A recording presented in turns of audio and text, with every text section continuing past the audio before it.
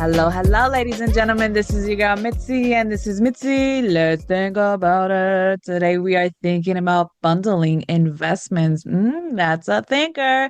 And luckily for me, I have Joel here who's going to help us really think about this in a whole new light. Because isn't that the point? Just to keep on thinking. So, with that being said, thank you so much, Joel, for coming onto my show, sharing your time and your perspective with me. I'm excited for this. Just to dive in, when you think of bundling investments, what does that make you think about? Absolutely. Well, first we need to define investments, right? We don't want to start too far in advance. So I love to break it down and make it simple for everyone. So when I'm thinking about investments, I'm thinking about how can I put something away now, delay gratification so that it turns into something later on in the future. It might be in a short amount of time or a long period of time. So when I think about investments and investment accounts, it's the things we know and love, the high yield savings account, 401k, Roth IRA, taxable accounts, and maybe some minor accounts if you have children, like a 529 or a UTMA. So that's what I think about as a bundle because there's a lot of terms in there. Yeah, I'm glad that you really broke it down because I was just thinking before we actually started doing all of this, it's like, what are the investments that you can actually bundle? Because I never understood that this was even what you would technically call it if you had multiple investments. So I guess bundling it makes it like nice and sweet. I think of Progressive. Those Exactly. bundling commercials. So I guess to really dive in, how do you know when an investment actually can be part of this? Or is there no investments that you can include on top of other ones? Is that a thing? Yeah, well, there's no one size fits all. So, what you need to do is think about where am I in life right now and what is the best or most applicable investment or account for me. And maybe it's one of those, maybe it's two, three, or maybe it's all of them, right? So, it just depends on where you are. So, some of my favorite conversations are let's talk about your goals. And then what we can do is align a financial goal with the right account or investment account. So, that's where I like to start the conversation. It's based on risk, it's based on time and a combination of all of those sort of things. Okay. So I'm assuming then after you find out somebody's goals, you really find out what the numbers are, right? Because if you're investing in a certain investment versus another, how would you necessarily know how much to invest? You know what I'm saying? Exactly. Yes. Well, what I love to do is let's find the magic number. We start with your income, then we have what you spend, whether it's necessary or it's discretionary, and then what is left over, I call the magic number. That's where we can spread across all of those investments in your entire bundle, right? So a little bit over here, a little bit over there. And one of my favorite hacks that I love to do is something called a sinking fund. So let's say there's a big purchase coming up that you know about. Instead of letting it get here and then you have this large $1,000, maybe $5,000, maybe $10,000, we knew about it, right? Maybe it's an upcoming car. Start saving little by little on a weekly basis. So I have lots of sinking funds for my property taxes, my life insurance, annual payment, an upcoming car purchase we need to make for our family. It's one of my favorite ways to start small because a small number multiplied by a small number over a long period of time is going to save you a big headache when it comes due. Oh, absolutely. And I'm glad that you brought that up because having those little like buckets, you know what I mean? Those little saving buckets is always important because I remember somebody said that, oh, I have a savings because that's my emergency cash. And I was just like, well, what are you going to do once your emergency cash is done? You know what I mean? And that's a thing that we don't think about. We think of like, okay, we have a check-ins account and then a savings account and then that's it. And I loved earlier you talked about high yield accounts. What exactly is that? And is there a specific bank that offers that? Or if you can explain more into that, I would love to hear more. I love to start here because it is foundational for everyone. Just like when you build a house, you want to build your finances from the ground up. So it starts with having your money in a high yield savings account that is at least making a competitive yield at whatever the time is. Right now, they're roughly around 3.5 to 4%, but those are always changing because they're based on some federal interest rates that are set by someone else that the bank follows. So the way I do it, and I love to teach people, have your your checking account. That is your base camp. That's where money comes in and money flows out of for your normal and ordinary bills. But then we don't need that savings account at Wells Fargo or Bank of America. Wherever you do your checking account probably is not the same place where you want your savings, because those are probably only offering zero point 0.1, 0.04, or maybe 0.2%. We want to get rid of those because those are old. That is an old strategy that we don't need anymore. So there are lots of places you can pick, so many different options, but look for who has a high yield savings account that is going to be probably a whole lot higher or a much higher percent from the traditional savings account that we grew up knowing about, that maybe our parents taught us or they helped us open. Yeah, yeah, I love that because I think once you diving into that high yield account and you start seeing that interest comes in, it starts makes you realize like, okay, it's I want to put more into savings. It gets you like excited for your future. And I want to hear your mind when how do people necessarily start mentally thinking about separating their money from now and for their future selves or even for the next generation, you know? Yeah, it is very difficult to get over that. If someone didn't teach us the power of compounding interest, we have to learn that for ourselves. And Yeah. every year that we miss that or we don't lose it, we are losing out on a huge opportunity for that compounding interest. So we need to get educated. We need to teach others. We need to teach our kids about this. And we need to wake up the mass affluent class, right? So that's what I'm on a mission for, is to help people learn that it is good to put money away, build up your savings, build up your emergency fund, and then keep going from there. If we can learn to put in money into our 401k, get that employer match, start a Roth IRA, put in money into a taxable account. Each of these accounts have different advantages, different pros and cons. But when you bundle that all together, it really brings financial freedom. And that's what opens up doors, opens up opportunity, and gives you options. When you don't do this, your options are limited. So that's what we want to do. We want to give you options. When do you want to retire? What do you want life to look like? And the more of those accounts, the more you start thinking that way, the more it'll start coming true. And what is the biggest obstacle that you face with clients? Like what is the biggest like that roadblock that you always hear and how do you overcome that? I would say people, as natural humans, we want to see results quickly. And Mhm. what I tell people, it's about time in the market, not timing the market. And I like to use the gym analogy.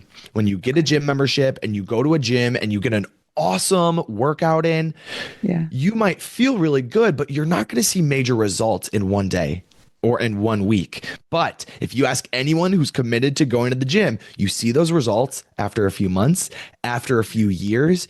And I think of it the same exact way. Investments are great, but you're not going to see results in one day or in a few weeks or in a few months. It's a process, just like it's a marathon, not a sprint. So I would say if this is your first time investing, we do have to get over that hurdle, and that's very natural, but you will feel it. The longer you're doing it, the more you'll start seeing it. And I love to see that light bulb moment go on with clients after we've been working together for a few years. And they're like, oh my gosh, my accounts are getting so big because we've been committed to this for a while. Oh, absolutely. It's basically a lifestyle change. You know what I mean? Once you change that thought process of I can't, I can't, I can't, then you switch to flip and you realize I can, I can, I can. And then when you make those small sacrifices, like you were saying earlier, like hold off on those instant gratifications, then we really can see it in the long run in those years to come when you want to buy that house or you want to get your that car for your child when they turn 16 or anything, and any of those big grand moments that you really want to make an impact in your mark financially, because everything is finances, so it's like when you want to have that moment, it's like thinking of it now truly does make a difference because we only have right now in the present moment, so it's like whatever we do now in the present really has a big affect long term. So when you're in your now, when you're in later in future, it's like, oh, it's a beautiful moment. So I have to ask you, Joel, what got you into finances? You seem very young. So how did your heart lead into finances and was like, yes, this is for me? Absolutely. Well, I love this question because I've always had the heart of a teacher and I love to educate people. But man, I hated Love that. school. There was no subject that I loved enough to say, you know what, I want to dedicate the rest of my life to this. So I fell in love with personal finance. And my best part about it, what I love most, is that I get to hang out with people my age in different life stages, all in different walks and different seasons of life. So some of my favorite and what makes me feel so good is helping someone buy their first home, going through someone having their first child and opening up like a 529 and knowing that we are going to change this child's life, or knowing that we are going to change your life, right? For this is might have been the first time that someone has really talked about their finances with someone else, Yeah. because it's scary, it's vulnerable. You have to be open and you have to trust someone. So Yeah. that's why I'm so passionate about it, because it is life-changing conversations. Every single day, I get to talk to someone about one of the most powerful, most influential things in their life. So Yeah. I am very thankful. I've been in the industry coming up on 10 years and I love what I do. I'm very passionate. I have a lot of energy and a lot of enthusiasm, and I just like to walk through life with people. Oh, absolutely. And I think you give people a sense of hope back. You know what I mean? Because a lot of people have this negative perspective when it comes to finances and their money. And a lot of people have just given up. You know what I mean? Sadly to say, a lot of people have given up. So that's why I'm glad that we're having this conversation to give people hope that this is possible to change their lives, to change their future, to change their children's, you know what I mean? To everyone around them, because it really does. Finances really have a big impact on our lives. And to know that, you love teaching people, but you just don't like any specific subjects, I can relate because man, I love learning, but I don't like nonsense learning. You know what I mean? Like I Yeah. don't like all that nonsense that they give. But anyways, that's no here nor there. So I have to ask you, what are three things you are grateful for in this life? Yeah. And I love that you mentioned hope, right? Because that's what it's all about.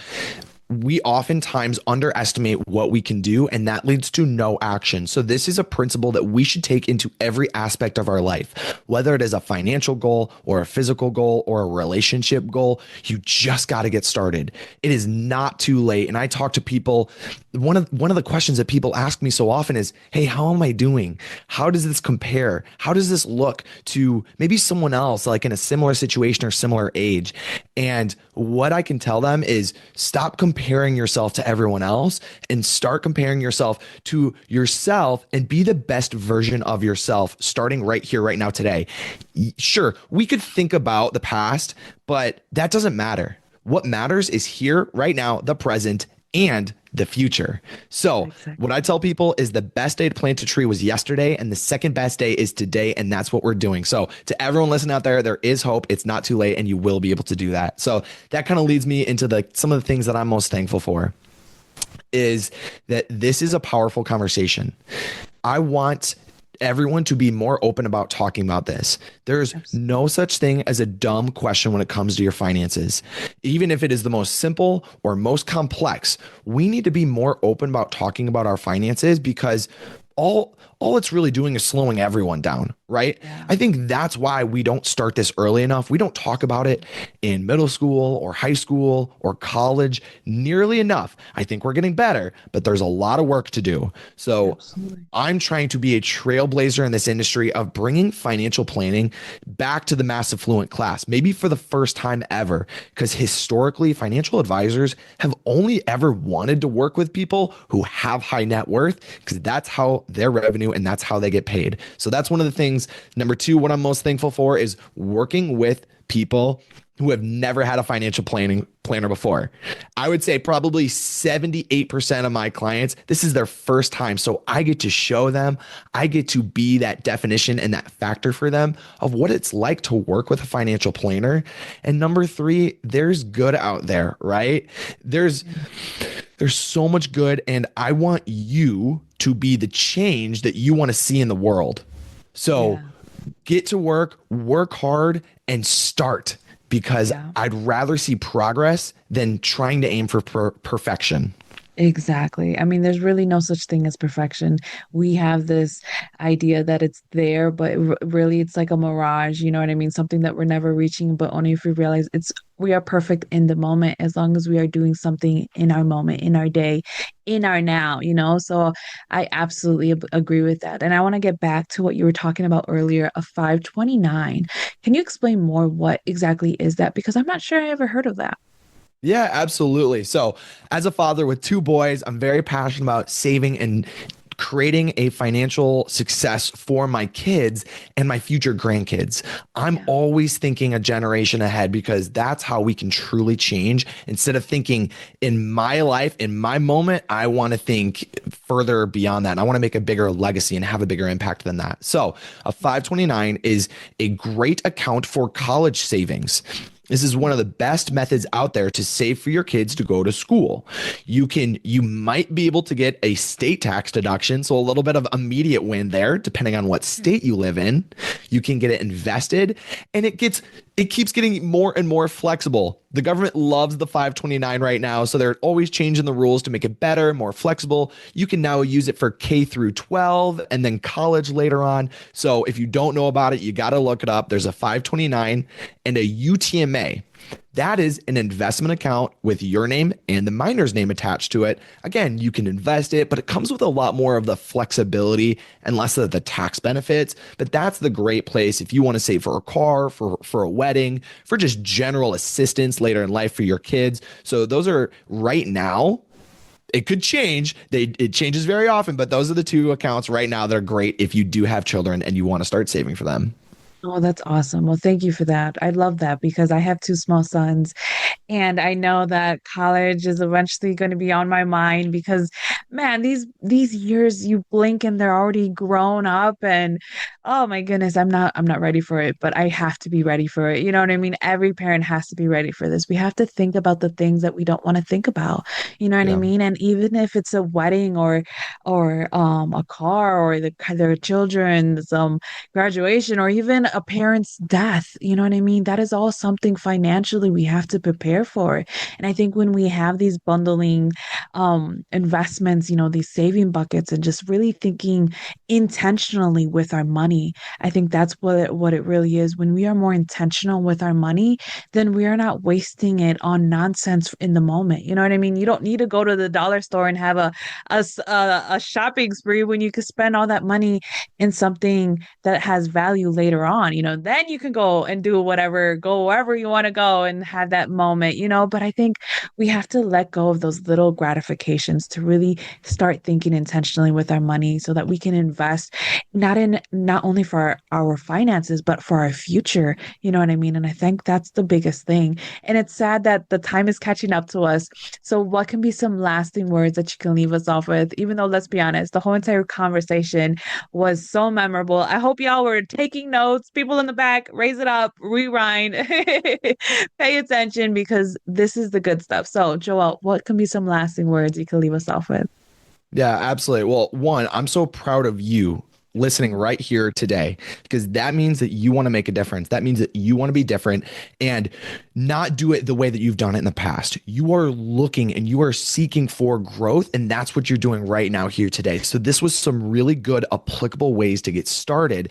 And if you open up that emergency fund, if you use that high yield savings accounts, if you use some of those accounts I listed earlier, look over those numbers. Don't be afraid to open up the account every so often. Don't be afraid to look at your bank statements just to make sure things look good.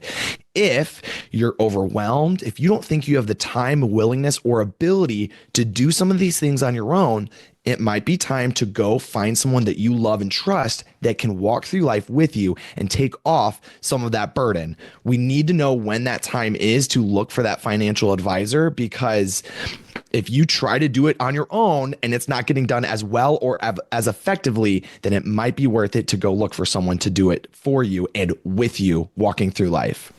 There you go. I love that. I love that. Oh, another way to think more intentionally about our lives and about our finances.